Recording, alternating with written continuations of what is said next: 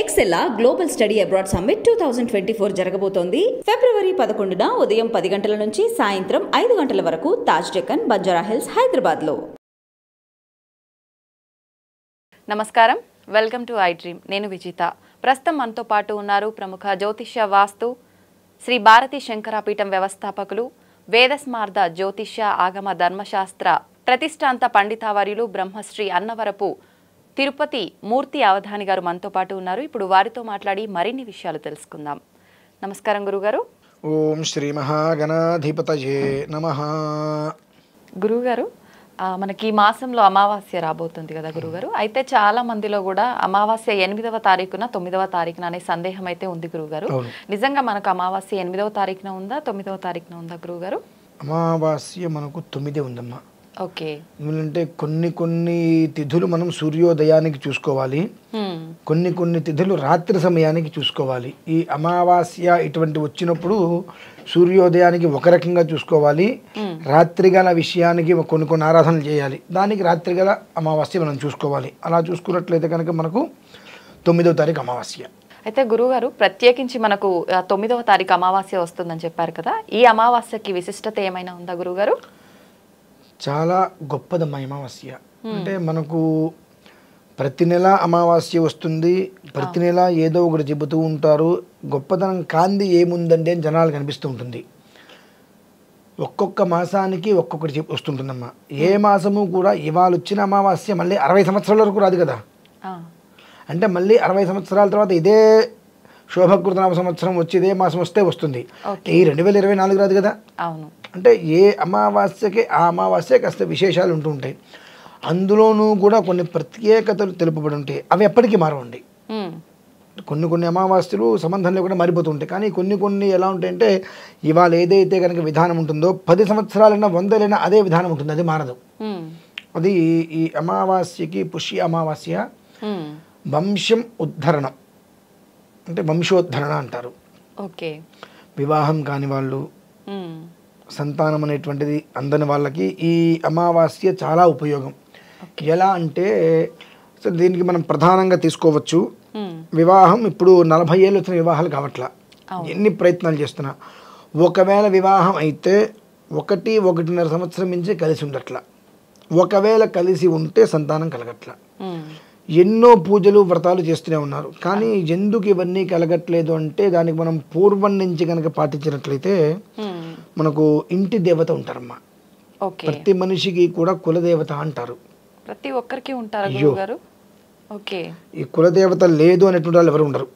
కులదేవత అనేటువంటిది ప్రతి ఒక్క మనిషికి ఉంటారు. కొంతమందికి వాళ్ళు వెంకటేశ్వర స్వామిగా భావిస్తారు, కొంతమంది సుబ్రహ్మణ్యేశ్వర స్వామి, కొంతమంది రాముడు తీసుకుంటూ ఉంటారు, కొంతమంది ఎల్లమ్మ, పోచమ్మ ఇలా తీసుకుంటూ ఉంటారు. అయితే ఈ యొక్క కులదేవతలు 2 గ్రామ దేవతలు. వీళ్ళని మనం ఎప్పుడైతే విస్మరిస్తున్నామో, గ్రామదేవత అంటే ఆ గ్రామంలో మనం ఉంటున్నాం కాబట్టి మనల్ని రక్షిస్తారు. కులదేవత అంటే మన యొక్క వంశాన్ని రక్షించేటువంటిది. ఈ రెండిట్లని మనం ఎప్పుడైతే మర్చిపోతున్నామో తద్వారా కుటుంబం అనేటువంటిది వృద్ధి కోల్పోతాం. ఉంటుంది 10 లక్షల ప్యాకేజీ ఉండొచ్చు, కానీ సుఖం ఉండదు. ఇప్పుడు మనం బయట చాలామందిని చూస్తాం, రోజు రిక్షాలాగో ఇంకోటి కష్టపడుతుంటారు, కానీ ఇంటికి వెళ్తే ఆ తినే కడుపుకి అన్నం తిని హాయిగా పడుకుంటారు. కానీ 10 లక్షల ప్యాకేజీ ఉన్న వాళ్ళు కూడా ఏం చేస్తున్నారు, ఇంటికి వెళ్తే నిద్ర రాదు, మెంటల్ టెన్షన్స్ ఏంటా అని చెప్పి. సో ఇటువంటివి ఎందుకు వస్తాయంటే మనం గ్రామదేవత కులదేవతల్ని విసర్జించడం వల్ల, అంటే వదిలేస్తున్నాం. అదేంటంటే ఎందుకు వదిలేస్తున్నామని అంటారు. అసలు ఎవరు మీ గ్రామదేవత ఎవరు తెలియదండి. తెలీదు గురువుగారు చాలా వరకు. మీ ఇంటి దేవత ఎవరు, కులదేవత ఎవరు? ఇలవేలుపు అంటారు. కులదేవత అంటే ఎవరు తెలియదండి, గుర్తులేదు. గ్రామ దేవత ఏమో కానీ ఇంటి దేవత అయితే చాలా మందికి తెలియదు గురువుగారు. ఇలవేలుపు ఎవరు ఏమోనంటే తెలియదు, మా వాళ్ళు ఎవరు అంటూ ఉంటారు. అటువంటి ఇలవేలుపు కానీ గ్రామదేవతను కానీ కొలవటం మానేసినటువంటి వాళ్ళు ఈ పుష్య అమావాస్య రోజు నాడు ఆ ఇలవేలుపు తెలియదు అన్నప్పుడు వీరరాఘవ స్వామి, ఆ వీరరాఘవ స్వామి వారికి నమస్కారం చేసుకొని విష్ణు సహస్రనామ పారాయణ చేసుకొని, విష్ణు సహస్రనామం మొత్తం పారాయణ రాదు, వినండి. అంతసేపు వినడం కష్టం. ఓకే. అందులో మనకు ఒక శ్లోకం ఉంటుంది, అసంఖ్యేయో ప్రమేయాత్మా విశిష్టశిష్టకృచ్ఛుచి సిద్ధార్థ సిద్ధి సంకల్ప సిద్ధిద సిద్ధి సాధన. ఈ ఒత్తులు పలకలేకపోతే ఈ శ్లోకం కూడా మనం అనవద్దు. ఎందుకంటే ఒక అక్షరం తప్పిందంటే జీవిత నాశనం అయిపోతుంది. వనమాలి గదీశార్ంగి శంఖీ చక్రీ చనందకి శ్రీమాన్ నారాయణో విష్ణు వాసుదేవోభిరక్షతు. ఇది కూడా కష్టమండి. ఓం నమో నారాయణాయ అంటే భగవంతుడు మానవుల యొక్క కష్టాలను చూసి వారిని ఇంత కష్టపడవయ్యా అంటే వాళ్ళు పడరు, వాళ్ళకి తేలికగా ఉండాలని ఒక ఉద్దేశంతో రకరకాలైనటువంటి మంత్రాలు శ్లోకాలు అవన్నీ ఇస్తూ ఇవన్నీ వినలేకపోతే కనీసం ఓం నమో నారాయణాయ అనైనా సరే అనుకోని అన్నాడు. కనీసం ఆ రోజు నాడు అమావాస్య రోజు నాడు వీరరాఘవ స్వామి వారి ఫోటో పెట్టుకొని చక్కగా దీపారాధన చేసుకొని ఓం నమో నారాయణాయ. ఓపిక ఉంది ఒక 1000 సార్లు, ఓపిక లేదండి 500 సార్లు, అది కూడా చేత కావట్లేదండి. కనీసం 108 సార్లు, అది కూడా చేత కావట్లేదండి. ఒక 11 సార్లు. నీకేం చేత అవుతుందండి? నేను వాట్సాప్ చూస్తానండి, ఫేస్బుక్ చూస్తానండి, సోషల్ మీడియాలో ఉంటానండి, ఫోన్లలో మాట్లాడతానండి, ఇంట్లో నా భార్య మీద నేను చికాకు పడతానండి, ఎదురులతో గొడవ పడతానండి. అంటే వీటన్నిటికి మనకు సమయం దొరుకుతుంది. అక్కడ భగవంతుడి దగ్గర కూర్చొని 10 నిమిషాలు చేయాలంటే దొరకట్లా. అప్పటికే ఆయన ఏమన్నాడంటే 11 సార్లే అను. ఆ 11 సార్లు కూడా భక్తి చూపించద్దు, నా మీద ప్రేమ చూపించు. ప్రేమగా అంటే మన కడుపున పుట్టినటువంటి బిడ్డలు నాన్న అని పిలవగానే మనకి ఎంత వాళ్ళకి తెలీదు. చిన్నపిల్లలు పెద్ద అయిన తర్వాత రకరకాలుగా పిలవచ్చేమో, అది నాన్న నాన్న అనుకుంటూ వస్తుంటే తెలియని ఒక హృదయం పొంగిపోతుంది మనకు. అట్లా ప్రేమగా నన్ను అర్థించు, 11 సార్లు చేయి, నేను నీకు సంతోషాన్ని ఇస్తానయ్యా అంటాడు ఆయన. కానీ మనం ఆ 11 సార్లు కూడా ప్రేమగా చేయడానికి మనం ఆలోచిస్తూ ఉంటాం, అది వేరే విధానము. అయితే ఈ వీరరాఘవ స్వామి వారి చక్కగా అక్కడ పెట్టుకొని ఓం నమో నారాయణాయ అని ఓపిక కనీసం 108 సార్లు అనుకోగలిగితే మంచిది. 5 నిమిషాలు ఎండ్ అయిపోతుంది. కొన్ని బెల్లం ముక్క నివేదన పెట్టి ఆ బెల్లం సంధ్యా సమయంలో ప్రసాదంగా తినేయాలండి. ఆ తినేసేసిన తర్వాత అక్కడి నుంచి ఒక 4 అమావాస్యల పాటు ఈ వీరరాఘవ స్వామి వారికి బెల్లం పెట్టడం నివేదనగా అలవాటు చేసుకోవాలి. ఎందువలన అంటే మనకు ఇలవేల్పు ఎవరో తెలియదు కాబట్టి స్వామి ఇవాళ వరకు నా ఇలవేల్పు ఎవరో మా పెద్దవాళ్ళు నాకు చెప్పలా. పోనీ అడగడానికి పెద్దవాళ్ళు లేరు, అడగడానికి మనకు నామోషి. అడిగితే ఏమనుకుంటారో అని చెప్పి, ఏమనుకుంటారు అనుకుంటే మనం ఉద్యోగం చేసి చోటుకి వెళ్ళి కష్టపడుతున్నాం కాబట్టి శాలరీ పెంచండి అని అడగకపోతే వారు శాలరీ పెంచడు. అలానే పెద్దవాళ్ళ దగ్గరికి వెళ్ళి మనం అడగాలి. శాలరీ పెంచండి అని అడగడానికి నోరు వస్తుంది, కానీ పెద్ద అమ్మ దగ్గరకు నాన్న దగ్గరకు తాత దగ్గరికి వెళ్ళి మన 20,000 పెయింట్ అడగాలంటే నామోషి వస్తుంది మనకు. నామోషి ఒకటైతే నిజంగా వాళ్ళని నెగ్లెక్ట్ చేస్తే ఇలాంటి ఒక రకమైన ఇబ్బందులు ఉంటాయని అవగాహన లేకపోవడం ఇంకొకటి కంప్లీట్గా అండి.